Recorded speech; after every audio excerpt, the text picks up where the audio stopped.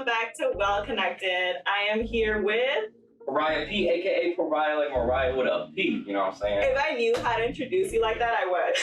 That's all you gotta remember. Pariah like Mariah with a P. Best slogan in the rap game. So welcome. Before we get into anything crazy, we have to do cheers because you're officially 21. Yup. So happy birthday. Appreciate it. Virgo King in the building, you know what I'm saying? It's officially Virgo season. My time to shine. Even though Pariah has been 21 for a little bit over 2 years. Yeah. I've been shopping at the local, you know what I'm saying? Alcohol, kind of sore places, you feel me, for a little bit now that they have. But now it's official, so welcome to the club. I'm like, when I found out, I was like, yo, I think I've been with Pariah for Yeah, I definitely been at it for a little bit now. So welcome back. I know it's like such weird times going on now. I don't want to stay on this for too long, but how was it to do probably the last show in Arizona before everything got shut down? So it's dope that I can look back and be like, all right, that was like my biggest show yet. So it's like the last show. Like I didn't go out on like a bad note. Right? I didn't go out on like performing for 25 people. Like I went out on opening for Doja Cat with like fucking 2,000 people or whatever. But if I did not even think about that potentially being my last show. So that's like super devastating. Nobody thought. Like the show. The show was March on 8th. Sunday. Yeah, March 8th, and then on Friday, it was kind of getting weird. And then Saturday, okay, cancellations are coming through, and then Sunday, it's over. Like, she didn't even start her tour. She was about to start her tour, too. Yeah, I mean, everyone was supposed to start their tour. I was supposed to do, like, fucking, You already had shows lined up. Yeah, I remember that. I had, like, 3 shows lined up, and then obviously I would have done, like, my regular, like, headlining shows and stuff. So that's, like, always my But I miss doing that shit. I really miss it. Do you think everybody's kind of going through that too? Yeah, I mean, everyone who was like performing regularly is like definitely like feeling like the hit, because it's different when I was going out and performing at random ass places or having my own shows like twice a month. I was constantly engaging with people, and then I constantly had that like confirmation of like, oh, like I'm on the right path. I got this to look forward to. Exactly. I have this coming out. Exactly, and it always kept me like on my shit. And when all that's like stripped away from you, you gotta like readjust, which is like, that's kind of what I'm doing right now. That's why like I want to work on a lot more visuals, because that's the same shit as like me getting in front of a crowd and like rapping in front of a crowd. I want to like focus more on music videos so that I could rap in front of people and they could get the visual aspect, but just like through social media and shit. Yeah, so that's what I was gonna ask you, like, when the lockdown happened, like, did you get to work? Did you already have this stuff ready to go? Or did you just kind of like, all right, it's time to start shooting videos, time to start writing music? Or So I had a whole other album, like literally I had a 14-track album that I had 7 songs recorded for, and the other 7 were just written, and I completely like scrapped all of it. Oh damn. Yeah, because it didn't make sense. Yeah, I think it didn't make sense. I mean, the world changed so much, and the album was like so like dark and like emotional, and I was like, the world's going through so much right now. Like I don't need to fucking add more weight. I don't need to add more depression to this right now. And so what happened was, in 6 weeks, my roommate moved out on me because he was like, yo, I just lost my job. It's fucking pandemic. Like I can't pay my rent. So he left for 6 weeks. So and this was like when everything was like full lockdown mode, when I was like, we're all inside every You couldn't even eat outside. Yeah, exactly. And so I started working on a new project that was like inspired by a tweet. I forgot what someone said, but someone responded with my tweet like, oh, like I know that you're gonna drop something super uplifting these times, like I can feel it. And so I took that initiative and I was like, you know, like that's exactly what I'm gonna do. Like I wanna put something that's like bright, colorful out in the world, and like something that I could like take the weight off people's shoulders, not like add to it. And so I wrote this whole new EP that's like about to drop in whatever, September, October-ish. I'm kind of just like going with the flow. It's all done already. But I wrote it all. But it's all fresh. Yeah. Okay. Yeah. So it was all written in that 6 week span of like I think it was just like all of May, or like late April. May was a bad time. Yeah. Yeah.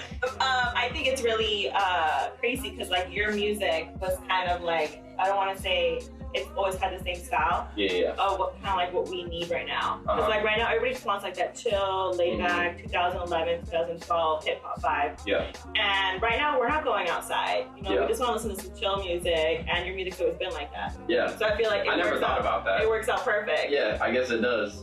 That's what everybody's doing right now. We're all home.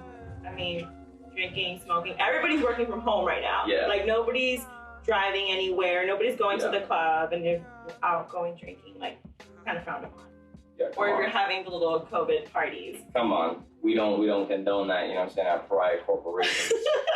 So so let's talk about the single you just dropped right now. Yeah, Nirvana, out now, everywhere, you know what I'm saying? It's one of my best songs easily. It's just a vibe. It's like song of the summer in my opinion. You wrote that too? Yeah. Okay. Yeah, so that was all in that time period. And that was actually, I think that was the last song that I actually wrote for the EP. And just when I heard the beat, so me and my homie Skateson, I was actually gonna bring his ass, but he was like, he's always on some bullshit. Who was all involved? I know John was, right? Yeah. So yeah, I recorded everything at Sullivan's, you know what I'm saying? That's my guy. But Skateson did the beat, and we were out playing basketball one day, and we were just doing like a quick one-on-one or whatever, and then we go home, and we had a conversation on the way home about just when everything's like going south in life, or when shit is going shitty, you know what I'm saying, to try to like remain in like a neutral headspace and like essentially like not give a fuck and like try to brush it off. Yeah. Which is like what the whole song's pretty much about. Yeah. It's about just like, you know, in the most like swagger, confident way, it's like, oh, like all this shit's going bad, you know what I'm saying? But I don't really give a fuck. I'm not gonna let it affect me. You're like, y'all are having a bad time. I'm not. And so we were talking about that on the way home, and then we didn't even have like no studio session like planned or anything. We just like went up to my room, started sipping on some, I think we were sipping on that Sauvignon Blanc, you know what I'm saying, that white wine. And then I was dead ass just on my couch, just laying down like this, and he just starts playing beats randomly. And then he plays a couple where I'm like, oh, that's dope. And then he plays the Nirvana beat, and then immediately I got like the first lyrics. You're like, let's go. Yeah, and then I wrote it hella quickly, you know what I'm saying, in like fucking 30 or 45 minutes, just like did the whole fucking song. It was dope because since he was there, we got to like construct it together. So we were like, oh, like for this part, we should take the drums out, and then he added like a little like keyboard. How nice is that? That it just happened like so naturally. You have to like book a session, and you're like, oh, I gotta get ready. Well, the dope thing was, the dope thing was is I already had a session booked for the following day at Sullivan. Oh, so you guys got to go work on that. Yeah, so I was like, perfect. Okay, so we had the written rough draft, and then the next day we went to the studio, recorded it, and I remember I recorded this shit and like literally, like I'm always like a one-take guy, you know what I'm saying? I don't take a lot. Working with Sullivan, like it's so easy to just knock my shit out. Yeah. But I remember like just taking like 2 takes, and then I just stepped out the booth and like was just listening to it, and I was like, yo, this is already fucking crazy. I was like, I'm not gonna do nothing. Don't overthink it. Yeah, you're done. Exactly. Like I barely did any ad-libs on it. Like I barely, even like the mix that we did, we never even like went back on. We never revisited that. It sounded very like effortlessly. Like it didn't sound like you put like you were like, oh, let's do it again. Let's do it again. Let's do it again. After recording the song more than 2 times, I'm like, yo, fuck this song. You're like, it was never meant to be. Yeah. So it was super dope how like naturally it came about, and then, you know what I'm saying, it shows my evolution. Like I was like kind of like playing, and you'll hear that a lot more on my EP, but I'm like vocalizing a little bit more, where I'm not just rapping, because I know how to write melodies super well, but I don't think I'm like much of a singer. Saying what up, Justice. And so, yeah, so we got to like play around with it, and like I got to like switch up the flow a little bit, and I was just like having fun with it. And then the reception so far has been like amazing. Like a lot of people are saying like it's my best song yet, or like one of their favorite songs by me, or like people considering it the song of the summer, which I'm like, I'm saying that's the fucking goal. That's dope. That's dope. So the EP, I mean, we don't know when it's gonna come out yet. Yeah. But any collabs on there? Same vibe? Well, probably not. You written it all done during the same time. Yeah. So I only have 2, potentially 3. So one of them being Shrubhead, you know what I'm saying? Okay, Yeah, Shrubhead's on there, you know what I'm saying, with this track Bowser. That's fucking crazy every single time. Because Bowser's actually the only song that we had before all the quarantine shit. But it's so You're like, ironic. it makes sense. We can keep this one. Yeah, it's weird. Like, you know, in both of our verses, like, it's scary. It's like eerily How relatable it is. Like, he's like talking about like Trump shit and ICE. And like I was talking about like literally like losing my job and fucking my checkings like just dropped down. So it's like, what the fuck? We wrote that like 6 months before the pandemic. This is why we're in this pandemic, because they predicted it. Yeah, you guys predicted this a couple months ago. And so it's weird. So Shrubhead on that's gonna be track 3. Shout out Pat Kanji, he's on the beat. And then I have Dolly from Red Wine. So Red Wine was the first single for it that we just like did like randomly. Red Wine was the one before Nirvana, right? Yeah.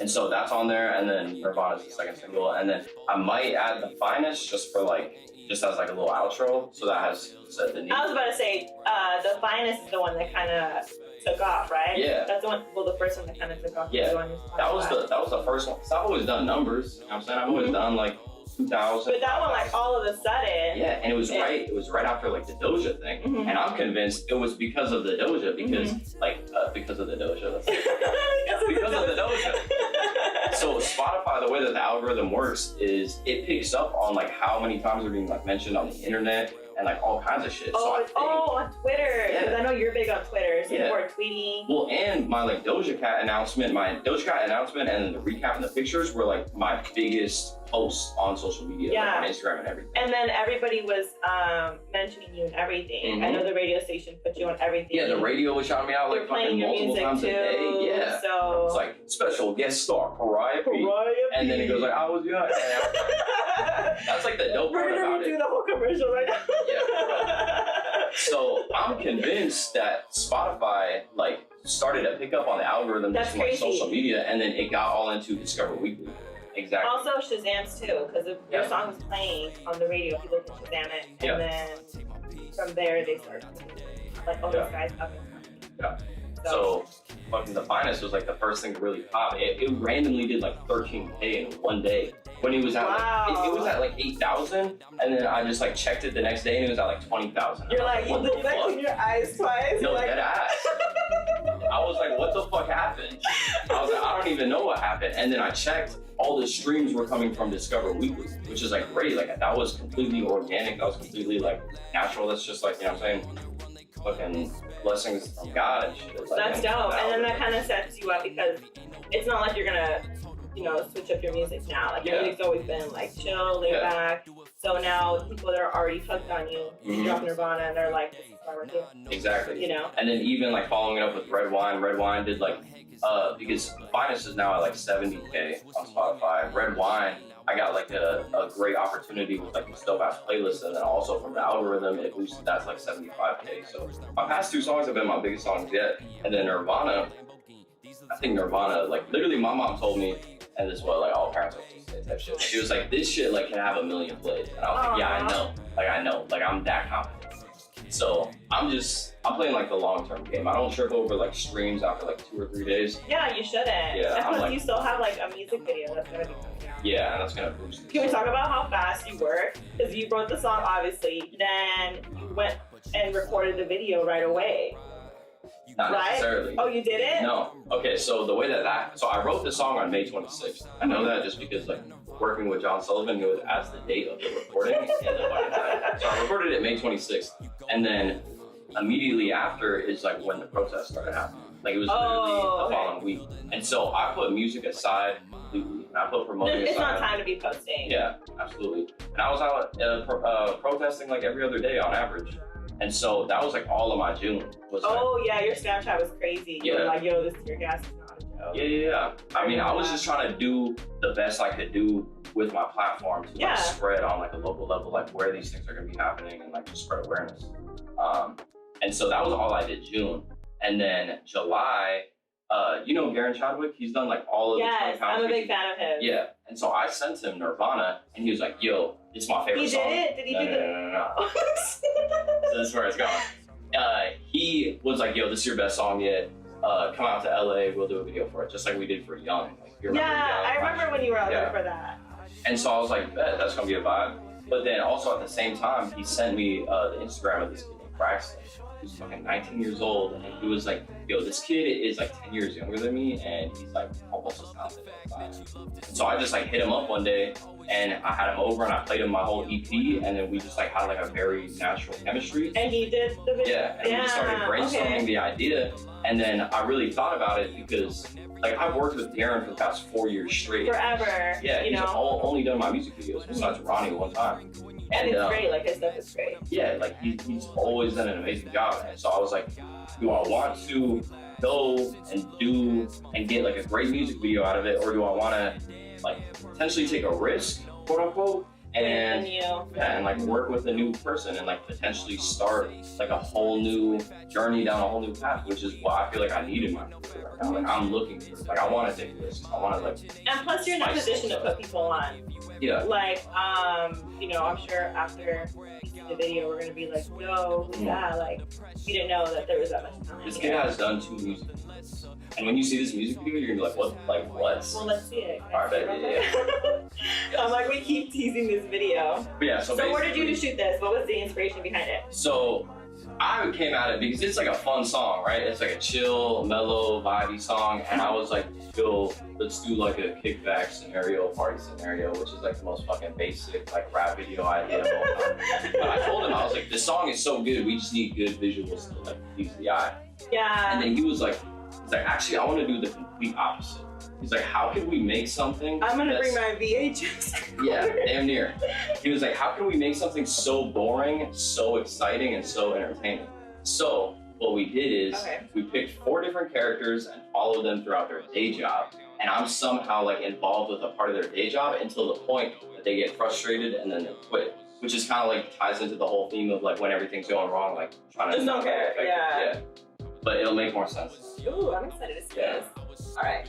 So that video, everybody needs to watch it. I'm gonna throw the link in the comments right now because it's the description, I'm fucking excited. comments, whatever. So everyone go check that out when that shit drops. So before we wrap up, wait, is there gonna be merch for this song? Because I know you love merch. Yeah. I love merch too. But I don't know. I feel weird about merch right now. I might do it with my EP. I just like. Oh yeah, you're right. That's coming. Yeah. All right, we can wait. All right, as long as there's merch coming, we can wait. I think I'm just gonna do something more like exclusive and like a smaller drop, to be honest. Okay. Rather than like, I mean, with my Mercury shirts, I think I sold like 600. Yeah. Which is insane. Yeah. 200 t-shirts.